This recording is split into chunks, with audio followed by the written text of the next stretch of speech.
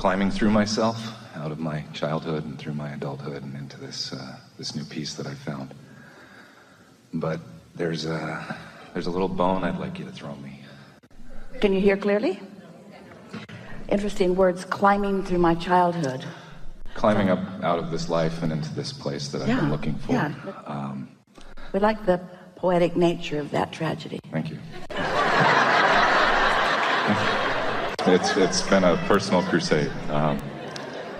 You've been elemental to the changes that I've put forth, and I'd like to take that last step, and I'd like to finish getting out of the way of myself. Well, here's the thing. We're really eager to visit with you, and you'll feel movement for sure. And we don't want this to disappoint you, but there's no last step. That's what I was kind of hoping you were going to say. And you really don't want there to ever be a last step, because calibration is so much fun. That's the satisfaction of life, to reach for something that isn't, and then feel it into being, and then witness the cooperation of the universe confirming your alignment. Ooh, that's why you keep coming back. You want more of that. Yeah. I still have fear that I know who I am.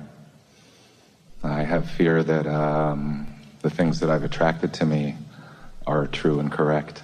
I still have fear that holds me back from giving myself fully to what's ahead of me. Well, good. So we can feel the intentionality that you offered that statement to us, and we want to address it with equal power.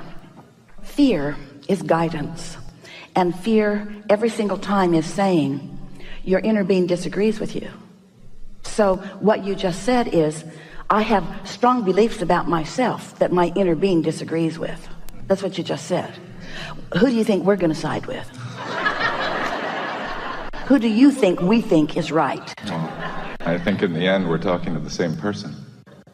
So when you feel fear, it's those things you've picked up along your physical trail that seemed real, that you didn't want to be real, that you don't want to be real, that keep being real. And it's hard to deny what manifests. But you got to understand that the thing that prevents you from moving to who you really are and what you really want is looking at what is. What is the enemy of more. Your memory is really hard on future.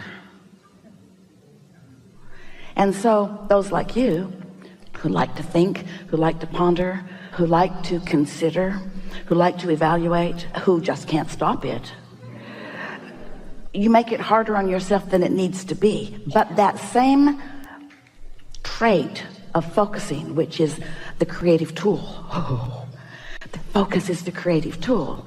So it will serve you or not serve you, but it's the same tool.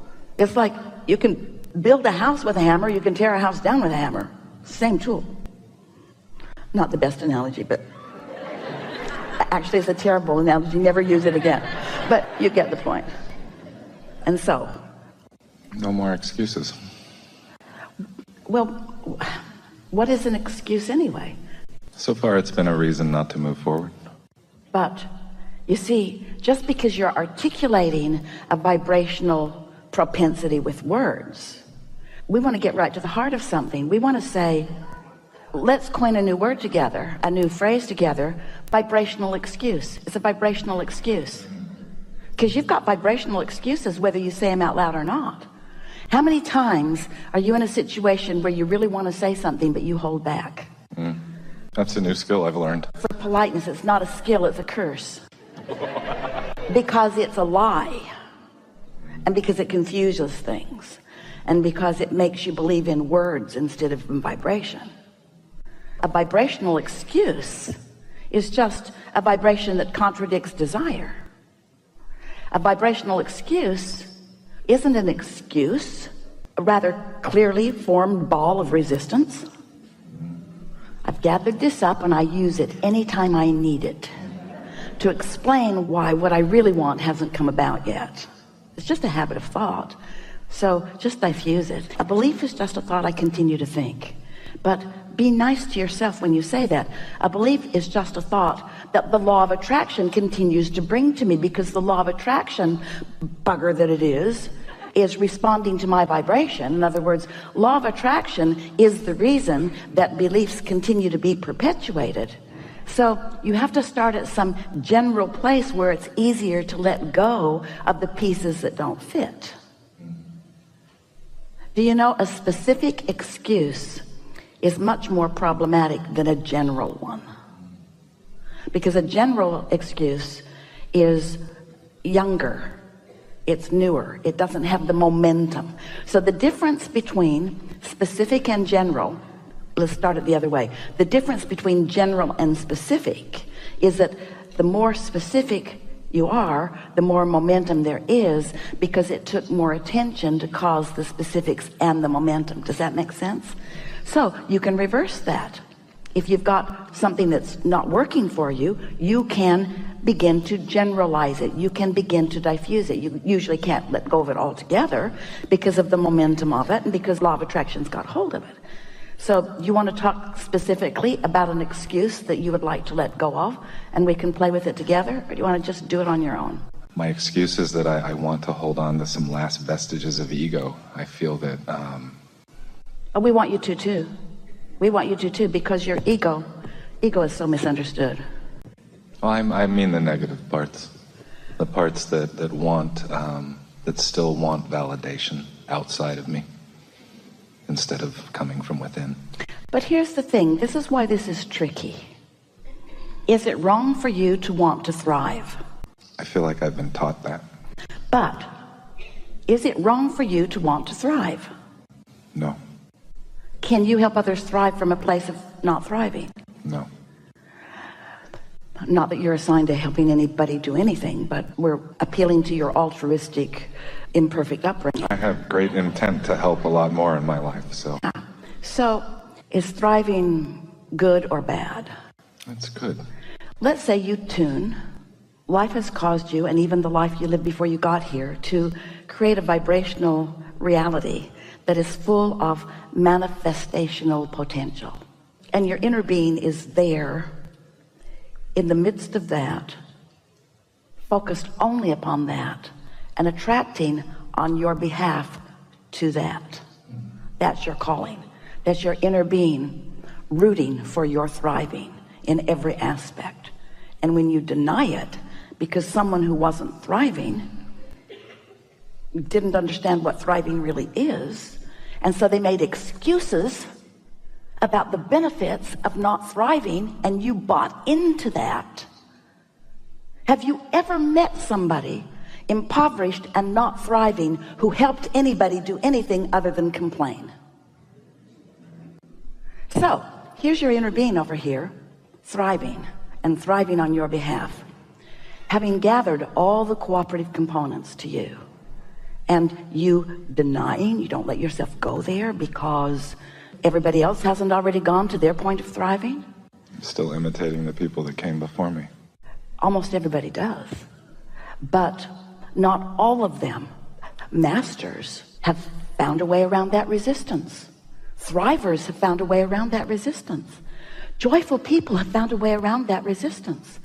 But what is required is you have to let go of what others think, because they don't know. They couldn't possibly understand your point of attraction. They are evaluating your point of attraction through their point of attraction. Esther bought a new house. It cost a lot of money.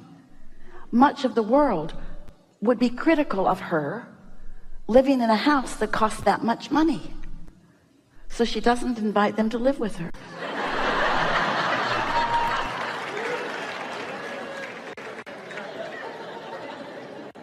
And she knows that she can't get sick enough to help sick people get well, or poor enough to help poor people become prosperous, and that her thriving deprives no one of thriving. In fact, the only thing it does is set an example of what thriving is. And some people right up close to her, they suffer when they see the intensity of that thriving. Because when they see the intensity of that thriving, it activates within them the comparison between their lack of thriving and someone else's thriving. You see, this is the thing that's so interesting. Oh, we're having a wonderful time here with you. You are natural calibrators. That's what you do. You seek harmony and harmonics all the time. You just got to decide what you want to harmonize with. Do you want to harmonize with the best of you or the pinched off version of you? Do you want to harmonize with thriving or suffering? Do you want to harmonize with wellness or sickness? Do you want to harmonize with clarity or confusion? Because it's your choice all day, every day.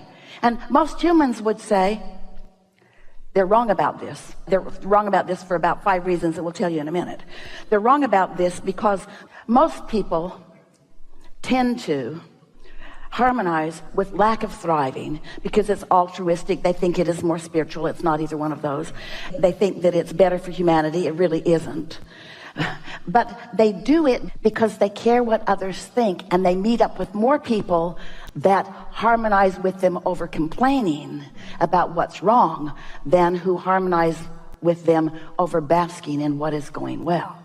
Now, what's wrong with all of that, when we say most people, is that there is so much more thriving and so much more well-being out there in the world. Just the fact that your sun comes up every morning puts your thriving into a category that clearly wipes out every single thing that you think is going wrong today.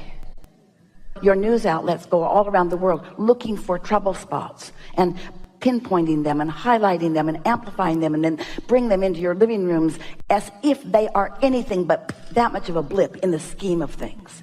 If the true lack of thriving were indicated on your television screen as you're watching some news report, or as you're watching television, let's say you're watching television all day long, you never turn it off, you're just watching it, and at some point during the day there's a zzz, like a zzz.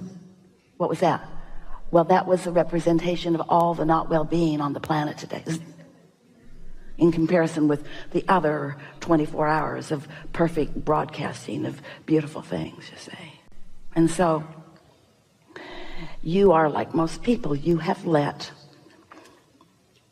conscientious, well-meaning people that are trying to evaluate what's up with life based upon their observation of manifestations only, who have made every decision about their future based upon what is, so that their future ekes out minuscule improvements, because what is so rampant in their vibration that they can barely let it go.